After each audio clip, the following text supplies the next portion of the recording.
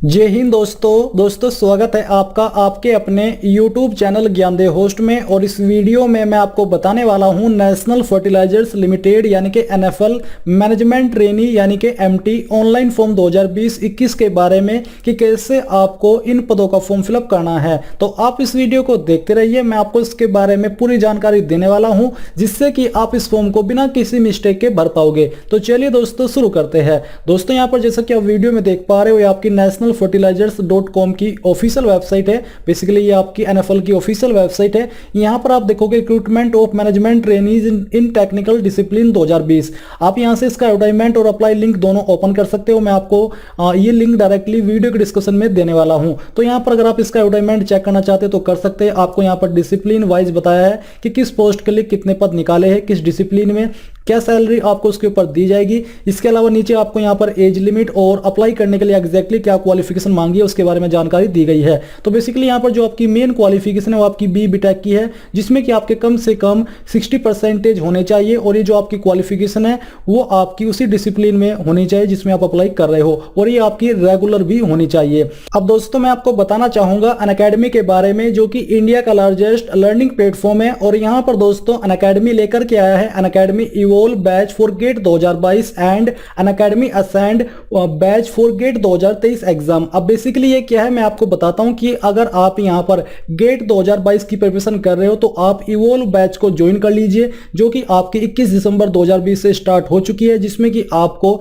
India के top and best educator के माध्यम से प्रिपरेशन कराई जाएगी, जिसमें कि आपको प्रीवियस ईयर क्वेश्चंस के अकॉर्डिंग जानकारी दी जाएगी, टिप्स एंड स्ट्रेटजी यहां पर आपको शेयर की जाएगी। और जो आपकी ब्रांच है इसके अंदर वो आपकी इलेक्ट्रॉनिक्स एंड कम्युनिकेशन इंजीनियरिंग की है। साथ ही यहां पर आपकी जो नेक्स्ट ब्रांच है वो आपकी इलेक्ट्रिकल इंजीनियरिंग की है। तो आप इसका जैसे ही सब्सक्रिप्शन लेंगे तो आपको मेरे कोड ज्ञानदेव होस्ट का इस्तेमाल कर लेना है, इसमें आपको तुरंत 10% की छूट मिल जाएगी। इसी प्रकार से दोस्तों अगर आप गेट 2023 की प्रिपरेशन कर रहे हो तो यहां पर आपकी जो बैच है वो 21 दिसंबर 2020 से स्टार्ट हो चुकी है। इसमें भी आपको preparation previous year question paper के माध्यम से कराई जाएगी। यहां पर आपको काफी सारे टिप्स एंड ट्रिक्स शेयर किए जाएंगे, जो कि आपको जो यहाँ पर एजुकेटर देख पा रहे हो आप इनके माध्यम से कराए जाएंगे। तो अगर आप गेट 2023 की प्रिपरेशन कर रहे हो तो आप असाइंड बैच को ज्वाइन कर लीजिए। ज्वाइन लिंक आपको वीडियो के डिस्क्रिप्शन में दिए है ब्रांच वाइज। और ज्वाइन करने से पहले मेरे कोड का इस्तेमाल करना ज्ञानदेव होस्ट का मत भूले, क्योंकि उससे आपको 10% की छूट दी जाएगी। तो जल्दी से जाइए और ज्वाइन कर लीजिए। और यहाँ पर आपको ये जानकारी कंफर्म कर लेनी है। कंफर्म करने के बाद अब आपको इसमें आना है अप्लाई प्रोसेस पर। तो यहाँ पर जो अप्लाई ऑनलाइन लिंक है आपको ओपन कर लेना है। ओपन करने के बाद आपके सामने कुछ इस तरह का इंटरफेस आ जाएगा। अब यहाँ पर आने पर आपको सबसे पहले रजिस्टर के ऊपर क्लिक करना है, जो कि आपको यहाँ पर नीचे की तरफ देखने को मिल पा रहा है। इसके ऊपर क्लिक करने के बाद आपके सामने रजिस्ट्रेशन का पेज आ जाएगा। Applying for the post of, अब यहाँ पर आपको ये डिसाइड करना है कि आपको MT की कौन से डिसिप्लिन में अप्लाई करना है। ये सिलेक्ट करने के बाद यहाँ पर आपको अपनी कास्ट कैटेगरी चूज कर लेनी है। अगर आप यहाँ पर नोटिफिकेशन में आओगे तो आप देखोगे कि आपको कितनी एप्लीकेशन फीस पे करनी है। तो चलिए आपने यहाँ पर फीस की जानकारी जान ली है। जो SC ST कैटेगरी कैंडिडेट है इनको अप्लाई करने के लिए कोई भी एप्लीकेशन फीस पे करने की आवश्यकता नहीं है। Are you an ex serviceman, अगर आप हो तो यस कीजिए, नहीं तो नो ही रहने दीजिए। Are you departmental candidate NFL employ, अगर आप हो तो यस कीजिए, नहीं तो नो ही रहने दीजिए। इसके अलावा क्या आप 1/1/1980 से लेकर 31/12/1989 के बीच जम्मू एंड कश्मीर के निवासी थे, अगर थे तो यस कीजिए, नहीं तो नो ही रहने दीजिए। अब यहाँ पर आती है पर्सनल डिटेल्स, जिसमें कि सबसे पहले आपको अपना नेम लिखना है। बट यहाँ पर नेम लिखने में आपको थोड़ी सावधानी बरतनी होगी, क्योंकि सबसे पहले आपको फर्स्ट नेम नहीं लास्ट नेम एंटर करना है। जी हाँ दोस्तों आपने सही पढ़ा, क्योंकि अगर आप यहाँ पर देखोगे तो आपको बोला गया है लास्ट नेम। आप यहाँ पर देख लीजिए आपको लास्ट नेम के लिए बोला गया है, इसलिए आपको लास्ट नेम पहले लिखना है। इसके बाद आपको अपना फर्स्ट नेम लिखना है। अगर आपका मिडिल नेम है तो यहाँ पर लिख दीजिए, नहीं तो खाली छोड़ दीजिए। मैं आपको फिर से बता दूं, आपको यहाँ पर नाम अपना उल्टा लिखना होगा। पहले आपको लास्ट नेम, फिर फर्स्ट नेम और उसके बाद मिडिल नेम, फिर आता है फादर्स फुल नेम। और यहाँ पर अब आपको अपना जो फादर फुल नेम लिखना है ये आपको सही से लिखना है, यानी कि पहले फर्स्ट नेम इसके बाद लास्ट नेम। तो चलिए हम इसको फिलअप कर देते हैं। फिर आपको अपनी मदर्स का फुल नेम लिखना है, और ये भी आपको जो आपने यहाँ पर नेम फिलअप की है 10th की मार्कशीट के अनुसार फिलअप करने हैं। ईमेल आईडी आपकी जो भी है वो यहाँ पर आपको फिलअप कर देनी है। इसको फिलअप करने के बाद यहाँ पर दोस्तों आप नीचे देखोगे आपका कंफर्म ईमेल एड्रेस। तो आपको जो भी ईमेल एड्रेस आपने ऊपर भरा है इसको डाल करके कंफर्म करना है।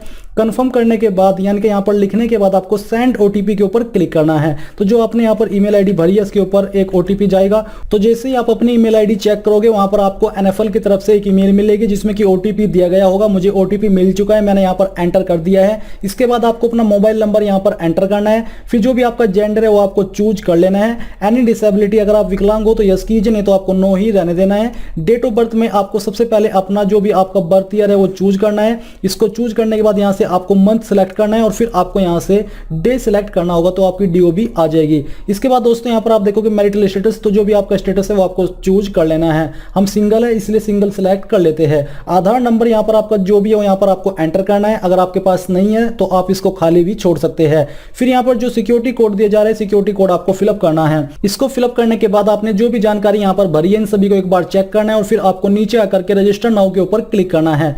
अब इसके ऊपर क्लिक करने के बाद आप यहाँ पर देखोगे कि जो आपकी रजिस्ट्रेशन आईडी है वो आपकी ईमेल आईडी है और DOB mobile number applied post यहाँ पर दिया गया है। तो आपको क्या करना है, आपको यहाँ पर कंटिन्यू के ऊपर क्लिक करना है। इसके ऊपर क्लिक करने के बाद आपको अपनी यहाँ पर लॉगिन के पेज में ईमेल आईडी एंटर करनी है। जो आपकी डीओबी है वो डीओबी यहाँ से आपको सिलेक्ट कर लेनी है जो कि अभी आपने इस्तेमाल की थी इसके अंदर रजिस्ट्रेशन करने में। फिर जो सिक्योरिटी कोड आपके सामने दिया गया है सिक्योरिटी कोड आपको यहाँ पर एंटर करना है और फिर आपको सबमिट लॉगिन के ऊपर क्लिक कर देना है। लॉगिन के ऊपर क्लिक करने के बाद अब आपके सामने यहाँ पर ये जानकारी आ जाएगी। आपको इन जानकारी को कंफर्म करना है और फिर आपको नीचे आकर के रिलीजन के ऊपर क्लिक करके जो भी आपका रिलीजन है वो सिलेक्ट कर लेना है। फिर आपको यहाँ पर सेव एंड कंटिन्यू के ऊपर क्लिक करना है। इसके ऊपर क्लिक करने के बाद आपके सामने कोरस्पोंडेंस एड्रेस की जानकारी आ जाएगी। तो जो भी आपका एड्रेस है आपकी आईडी के अकॉर्डिंग वो यहाँ पर आपको फिलअप करना है।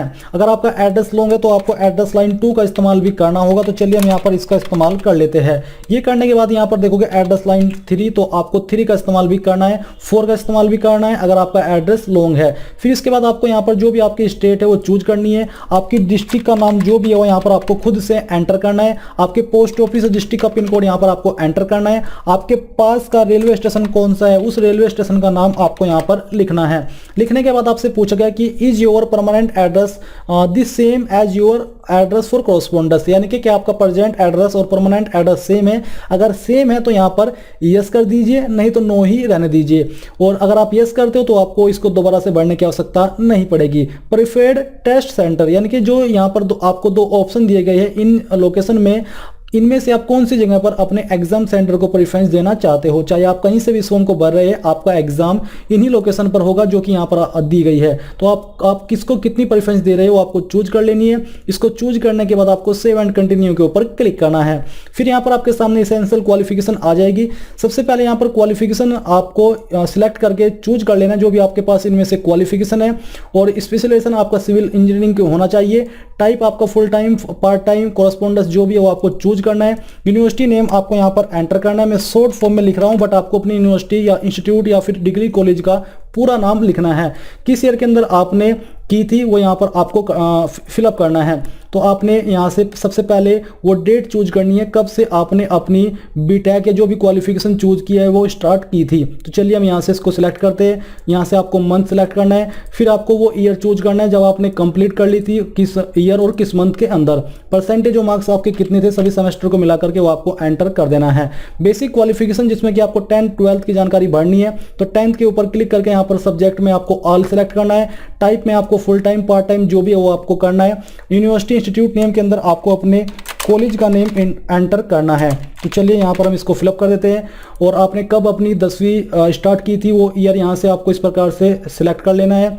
और ये सिलेक्ट करने के बाद यहाँ पर आपने किस मंथ के अंदर ज्वाइन की थी 10वीं वो आपको करना है। फिर आपको सेम तरीके से किस ईयर के अंदर आपने पास कर ली थी वो और किस ईयर मंथ के अंदर पास की थी वो भी सिलेक्ट करना होगा।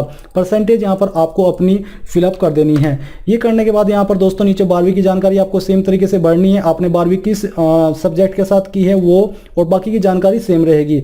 इसके अलावा जो तीसरा ऑप्शन है इसमें अगर आपने एमटेक की है तो आपको चूज कर लेनी है और स्पेशलाइजेशन यहाँ से सिलेक्ट करना है और बाकी की जानकारी सेम तरीके से भरनी है। अगर आपके पास कोई अदर क्वालिफिकेशन है तो यहाँ पर उस क्वालिफिकेशन का नाम लिखिए, बाकी की जानकारी सेम तरीके से भर दीजिए। फिर आपको इन सभी जानकारी को चेक करके नीचे आकर के सेव एंड कंटिन्यू के ऊपर क्लिक करना है। अब दोस्तों आपके सामने एक्सपीरियंस की जानकारी आ जाएगी, बट इसमें कंपलसरी रूप में एक्सपीरियंस नहीं मांगा। तो अगर आपके पास एक्सपीरियंस नहीं है तो आप इसको स्किप कर दीजिए। अगर आपको जानकारी देनी है तो आपको यहाँ पर क्या करना है, नेम ऑफ द ऑर्गेनाइजेशन, इसके अंदर आपको उस कंपनी या फिर उस एम्प्लॉयर का नाम देना है जहां पर आपने काम किया है, किस पोस्ट पे काम करते थे वो आपको यहाँ पर पोस्ट हेल्ड के सेक्शन में लिखना है।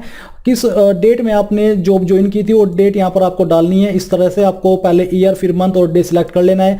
कब आपने वो जॉब छोड़ी वो आपको यहाँ पर डेट ऑफ लिविंग के अंदर डेट देनी होगी। टाइप ऑफ ऑर्गेनाइजेशन, आपकी कंपनी का जो टाइप था वो किस तरह का था वो आपको यहाँ पर चूज करना है। और टाइप ऑफ एम्प्लॉयमेंट आपका किस तरह का था, ad hoc, contractual, regular, temporary, training, जो भी था वो आपको चूज करना होगा। और जो आपको पर मंथ पे स्केल दिया जाता था वो कितना था वो आपको यहाँ पर भरना होगा, अगर आप एक्सपीरियंस की जानकारी दे रहे हो। नहीं तो सिंपली स्किप एंड कंटिन्यू कर दीजिए। इसको करने के बाद यहाँ पर आपको यस करना है। तो चलिए हम इसको यस कर देते हैं और फिर आपके सामने यहाँ पर जो फोटो है और सिग्नेचर है उसकी जानकारी आ जाएगी। तो जो आपका फोटो है वो आपका 5 से 50 KB के बीच में होना चाहिए और जो फॉर्मेट है वो JPG या फिर JPEG का होना चाहिए। और जो सिग्नेचर है वो आपका 5 से 50 KB, बेसिकली सिग्नेचर का साइज भी सेम ही रखा गया है। इसके अलावा आपको आपका जो सिग्नेचर का नेम होगा उसमें कोई ये कैरेक्टर इस्तेमाल नहीं करना, नहीं तो वो अपलोड नहीं हो पाएगा। तो चलिए हम यहाँ पर चूज फाइल के ऊपर क्लिक करते हैं और मैं आपको दिखाता हूँ एक रैंडम इमेज यहाँ पर अपलोड करके। तो जैसे ही आप इसके ऊपर क्लिक करोगे आपको आपकी गैलरी के अंदर ट्रांसफर किया जाएगा। तो चलिए थोड़ा सा वेट कर लेते हैं और यहाँ पर हम पिक्चर पे आते हैं। पिक्चर में आने के बाद यहाँ से मैं इस इमेज को सिलेक्ट करता हूँ जो कि एक रैंडम इमेज है और फिर इसको ओपन कर लेता हूँ। तो आपका फोटो यहाँ पर आ जाएगा। फिर आपको चूज फाइल के ऊपर क्लिक करना है और जहाँ पर भी आपका सिग्नेचर है वो सिलेक्ट करके इसको ओपन कर लेना है। तो आपका सिग्नेचर आ जाएगा। फिर यहाँ पर आपको सेव एंड कंटिन्यू के ऊपर क्लिक करना है। इसके ऊपर क्लिक करने के बाद यहाँ पर दोस्तों आपके सामने डॉक्यूमेंट्स की जानकारी आ जाएगी, जिसमें कि आपको 10th की मार्कशीट अपलोड करनी है जो कि आपके एज प्रूफ के रूप में आपसे मांगी गई है। और जो इनका फॉर्मेट हो JPEG या PDF या फिर JPG का होना चाहिए। इसके साथ आपको अपलोड जो बीटेक का सर्टिफिकेट है वो अपलोड करना है। यहाँ पर बोला है कि upload BTech marksheet final year final semester consolidated, यानी कि आपको लास्ट ईयर की मार्कशीट यहाँ पर अपलोड करनी होगी।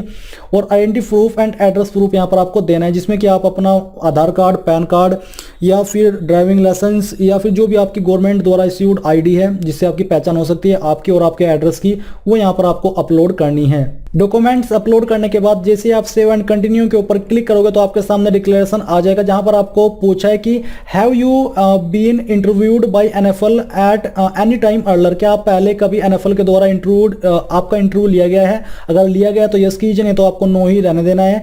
Are you any of your relatives working in NFL, क्या आप या फिर आपके कोई रिश्तेदार NFL के अंदर काम करते हैं। अगर करते हैं तो आपको यहाँ पर यस करना है, नहीं तो आपको नो कर देना है। आई सर्टिफाइड डेट, तो यहाँ पर आपको यस करना है। नीचे during your employment whether any punishment penalty के आपके ऊपर है, तो यहाँ पर बेसिकली नो ही आपको रहने देना है। फिर यहाँ पर आपको टिक करना है और टिक करने के बाद इन सभी जानकारी को रीड करके आपको यहाँ पर क्या करना है, आपको सेव एंड रिव्यू के ऊपर क्लिक करना है। इसके ऊपर क्लिक करने के बाद जितनी भी जानकारी आपने अभी तक इस फॉर्म के अंदर भरी है आप इन सभी जानकारी को यहाँ पर चेक कर सकते हो। और अगर आपको लगता है कि कहीं पर कोई जानकारी गलत है तो आप उसको यहाँ पर नीचे आकर के बैक एंड एडिट के ऊपर क्लिक करके एडिट कर सकते हैं, नहीं तो आपको मेक पेमेंट के ऊपर क्लिक करना है। मेक पेमेंट के ऊपर क्लिक करने के बाद यहाँ पर आपको फीस का अमाउंट दिखाया जा रहा है, आपको यहाँ से इसको ओके करना है। ओके करने के बाद आपके सामने जो पेमेंट का पेज है वो आ जाएगा। यहाँ पर इस प्रकार से प्रोसेसिंग होगी और आपके सामने बिल डेस्क आ चुकी है। आप इनमें से जिस भी माध्यम से फीस को जमा करना चाहे कर सकते हैं, चाहे कार्ड्स हो, चाहे बैंक्स हो या फिर UPI हो, स्कैन एंड पे हो या फिर वॉलेट्स हो। तो यहाँ पर आपको अपनी फीस को जमा कर देना है। बस आपको फीस जमा करते समय इस चीज का ध्यान रखना है कि अगर आपकी फीस बैंक अकाउंट से कट हो जाए तो आपको दोबारा से फीस जमा नहीं करनी है जब तक वो अपडेट न हो। और यहाँ पर बस अगर आपके सामने कोई अलग से प्रॉब्लम आती है इस फॉर्म को भरने में तो आप मुझे कमेंट करके पूछ सकते हैं। एंड इस वीडियो के लास्ट में मैं आपसे बस यही कहना चाहूंगा कि आप इस वीडियो को लाइक, शेयर और साथ ही साथ आपके अपने YouTube चैनल ज्ञानदेव होस्ट को सब्सक्राइब करके बेल के आइकन को ऑन कर ले, ताकि आपको आगे आने वाली वीडियोस के नोटिफिकेशन सबसे पहले मिल पाए। जय हिंद दोस्तों।